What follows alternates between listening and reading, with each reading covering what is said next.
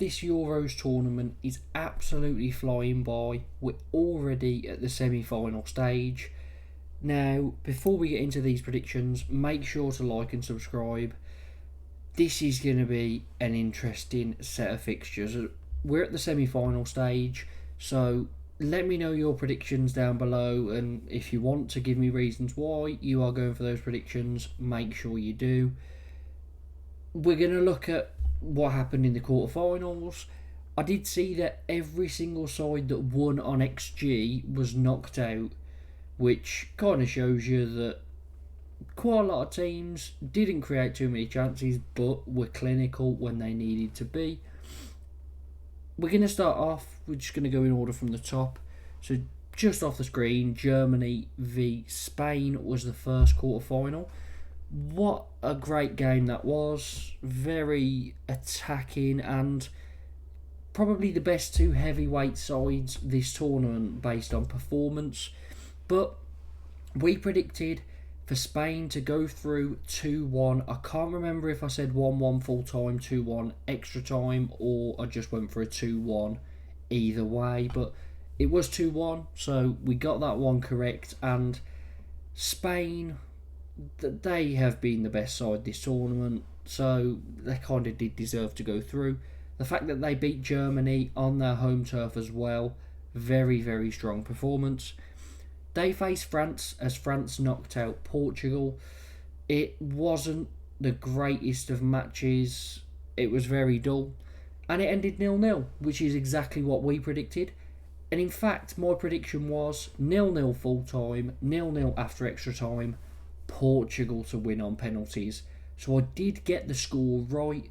I got that it would go to penalties. I just got the team wrong. But I'm pretty happy with that prediction for the way the match played out, although it was very boring. But that's been a highlight of France fixtures, to be honest. They've been a similar boat to England. They've faced harder opposition, which is the only thing you kind of give them. But they just look like they set up for a draw every game. Portugal will feel unlucky to go out in that way. I think in that match Portugal looked like the better side, but France just know how to get through. Onto the other side of the tournament tree, England v Switzerland we'll start with. That was, again, a pretty boring game. The best opposition we've faced this tournament. I went for Switzerland to win 2-1. We actually won, as you will know, on penalties after a 1-1 game. We went behind and then came to life all of a sudden. Again, the subs making the difference in the game, really changing the momentum. But a great strike from Saka, who obviously featured all game, was our best attacking player in this one. A long range strike outside the box from Saka, in off the post. And that's the one thing we have. We've got players that have the ability to just have a moment of brilliance, like Bellingham scoring that overhead kick against Slovakia to keep us in the tournament. Saka's turn this time.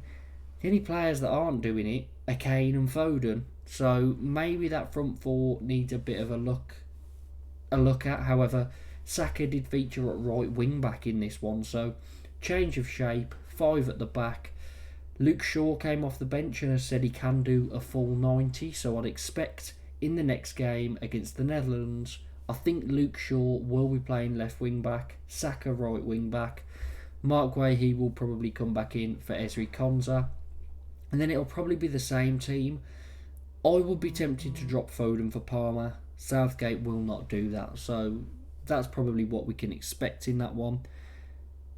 The other side of it, Netherlands against Turkey. Now, Turkey were 1-0 up, but they were missing their main centre-back, the player who scored 2 goals in their previous game against Romania, Demiral, and, well, not Romania, sorry, against Austria. Wrong team. But, yeah, Demiral scored 2 against Austria, was very good in that game. Missing for this one after he was banned for... I'm not going to go into it. Apparently it was some sort of racist gesture, but I'm not clued up on it, so I'm not going to get involved in that one. I'll just assume that UEFA have got it right there. And, well, yeah, that really... He was brilliant in that first game against Austria. And then in the Netherlands game, you kind of saw the collapse defensively late on, I think, under pressure. But if you had him there, he seemed to win every header in that Austria game. So a big miss, and probably the reason that they didn't take it further. Netherlands through 2-1 in time, and yeah, I didn't watch much of that game, to be honest. I watched after Turkey went 1-0 up though. Saw the Netherlands come back, and it's going to be interesting set of semi-finals.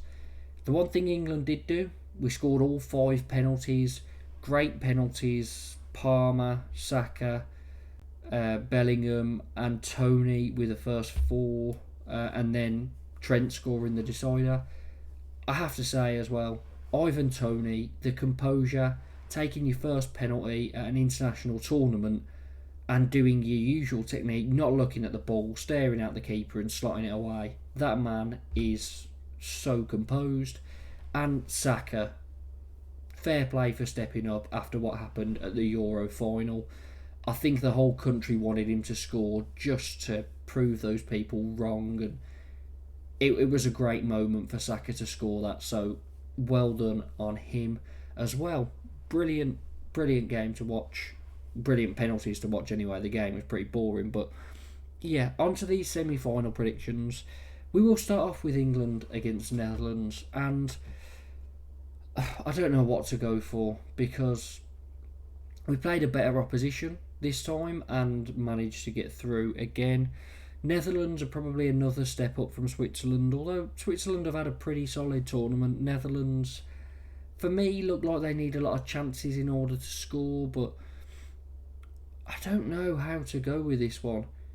I mean, either Southgate or Ronald Koeman's getting to the final, and they're both pretty odd managers to be at the jobs they're at. I know, obviously, one's English, one's Dutch, but they're not the greatest of managers, and one of them's going to get to the final. So, interesting, this one.